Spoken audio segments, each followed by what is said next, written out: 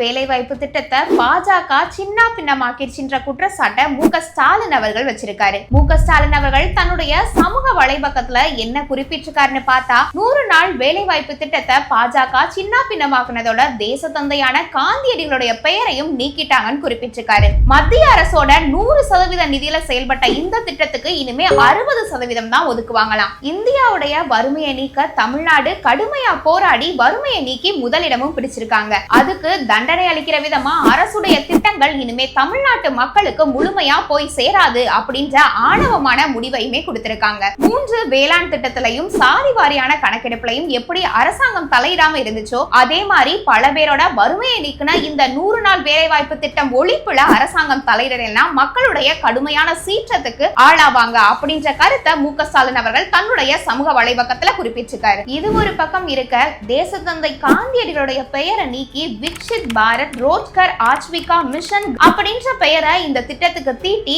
100 நாளா இருந்த வேலைவாய்ப்பு திட்டம் 60 நாள் இடைவெளியுடன் கூடிய 125 நாள் வேலைவாய்ப்பு திட்டமா உயர உள்ளது. இதனால விக்ஷித் பாரத் 2047 கிராமப்புற வளர்ச்சிக்கான தொலைநோக்கு பார்வைக்கு ஒரு முதல் கட்ட முயற்சியா இருக்கும் அப்படின்னு மசோதாக்கள்லையும் குறிப்பிடுறாங்க. 100 நாள் வேலைவாய்ப்பு திட்டத்தோட முக்கியத்துவத்தை பத்தி உங்களுடைய கருத்துக்களை கமெண்ட்ல பதிவு பண்ணுங்க. உடனுக்குடனான அப்டேட்ஸ்க்கு உயிர்மொழியை ஃபாலோ பண்ணுங்க.